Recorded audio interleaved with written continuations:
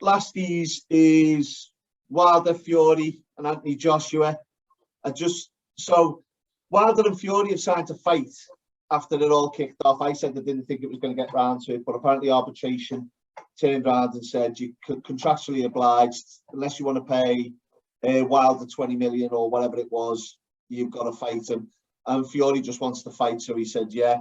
And AJ come out and just went, oh, you were talking shit saying you wanted to fight me, this, that, and the other. Called Tyson Fury for this, that, and the other. Said, you're just a waste of space, whatever. Tyson Fury come back and said in tweets, shut up, I'll fight anyone. I'll fight you this weekend. 20 million bare knuckles till the last man standing. I haven't seen a reply from AJ on this. I'm just wondering if he's going to. Because I think with Anthony Joshua, he's probably like, you know what? I think about Fury is he's actually serious with this. Like he generally would. Do you know what I mean? So just to explain this one though, again because I get a little bit confused of all this. So obviously, yeah, fighting Deontay Wilder for the third time. If he wins, then you'd have the Joshua fight, or obviously it just depend. The contract he was already in left Wilder with the option to have the rematch, and then Wilder didn't take it straight away because he was too busy looking for excuses why he lost. Oh, his glove was floppy. The suit I wore out was too heavy, which again is your fault. You wore the fucking suit. It wasn't Tyson Fury. Tyson Fury never asked you to wear a 40-pound suit. Oh, yeah. I'm going out to a fight. Why don't I put a weighted vest on? Because that's a dickhead idea. Don't do it. Go out and feel fresh. It's like doing CrossFit before you fight. What are you doing? But there were all these different excuses. His water was tainted with some sort of muscle relaxation. Yeah, I heard that one. Or, you know what? That's one that they all seem to come up with. Because I've seen an interview with George Foreman where he was saying that happened to him during the alley fight. I mean, it wasn't until like the 11th round that he started to lose. So it couldn't have been that bad. He was beating the crap out of Ali to the point where he gave him Parkinson's. But these are excuses. So I just feel like, Wilder should have took it straight away. But I think he's just given himself time to try and get match. And whether he is or isn't, I don't think he can pick up that much game. But he might just pick up enough to get a bit of movement so he can land one of them bombs. Yeah. Wilder's knockouts. Yeah, I've watched a few highlights of him, Mate, I mean, he's not the one-punch technically gifted boxer. He's like tall, lanky, but muscular and just throws wild punches. But you've got to give the guy the credit. I mean, everyone was saying he was going to kill most people. He loses. Well, I thought the first fight, even though he knocked Fury down, he lost. I mean, I watched that fight. I thought he lost. I was a little bit unsure how boxing score it, to be honest, but like on the rounds, you get a 10. I still think with the knockdowns, I still think with the knockdowns, I still thought Tyson Fury won that first one.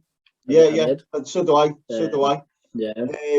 But again, the judges, mate. Judges never let it go to the judges if you don't want to get a disappointment. But and the second one was just comprehensive. Like, so aggressive with any Tyson Fury, just proper was aggressive with it. Like he said, didn't he, on the Joe Rogan podcast? Because I watched him actually on the Joe Rogan podcast, and he was like, I noticed from the first fight when I'd go forward and I'll put him on the back foot, he didn't like it. But he did that after he got that little crazy knockdown. Yeah. I can understand the mentality. You've been knocked down like that.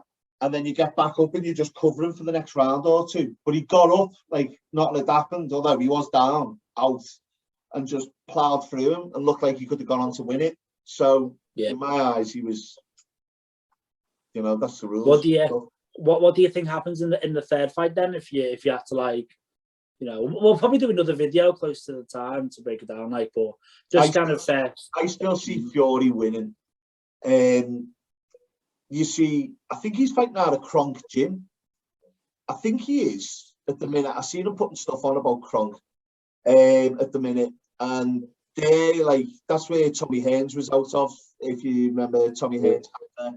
the Four Kings era with Sugar Ray Leonard and Roberto Duran, and they were like just a powerhouse gym. These aggressive, powerful fighters. But he's got to learn how to fight on the back foot, which is like a whole new concept for him, because he is a bully in the way he goes at him. And it's whether he punches as hard on the back foot, because if Tyson Fury keeps pressing him, he's still going to punch with the same ferocity as he does when he lunges at people. That's a hard thing to do. So if you're on the back foot throwing wild, Fury's seeing it and he's moving constantly. You go, I see Fury winning. I do. Yeah. Do you think... sorry, go on. I was going to say, Wilder's always got that power. If he hits him, you know, Fury might make that count the second time, you know. Would you say that if Tyson Fury was to go out there and beat Wilder and for the third time, then obviously you set up the Joshua fight, beat Joshua, do you think that would be it? Because from a I don't know too much about, I can't really name you a lot of heavyweight fighters in boxing apart from them three. So like who and Andy Ruiz as well. Who else next? You've got people out there. I mean, none that get you excited at the minute, to be honest with you. You've got your Daniel Dubois come off a loss there, but he was looking like he was going to be the next Joshua. Still could be, just come off a loss. You got your Parkers and stuff like that. I mean, there's a good, healthy heavyweight ranking at the minute. But that being said, I feel like Fury will go on for a few more fights. But well, it's his mental health. Look what happened last time. Yeah, that's what I was thinking. Is he just doing it just to keep his mind kind of, active? Yeah. I do wonder though. I saw him on ESPN this week when he signed the Wilder fight, and they were introducing him saying he's just bought a multi-million-pound mansion in Vegas or wherever it was. And he's going on, it's my town and all this. Vegas is the last place you want to be if you've got a drug addiction. I was about to say, yeah. And they went, you bought up all the Versace that there is to buy here. You've just got this, you've just got that. Is he putting a front on there, or is he going back to old ways? That's a good, yeah. I don't know. It's just, he's just portrayed this whole thing on, he did like a series on ITV2. I'm just going back to Morecambe. And I'm just having a quiet life. And he sees some kid by the river and asks him if he's got mental health problems. Now he's in Vegas buying mansions, Versace, this, that, and the other. It's my town, Vegas. Yeah. I don't know. It just... I heard, but he said, didn't he, in that podcast with Eddie Hearn, he was like, the only person that can beat me is me. I'm the only guy who can beat me. So it's like, have you just predicted that then? Like, I don't know, but I'm hoping he does it. Like, to be honest, because I want him to go out there, beat Deontay Wilder, then go beat Joshua. I love him. Like, I think he's just class. I mean, I'd watch him all day. But it is a bit of a concern that, like, I mean, I'm not saying this is breaking news or not. I'm just saying it's just something I picked up on. Just your perception, yeah, just observation. Yeah.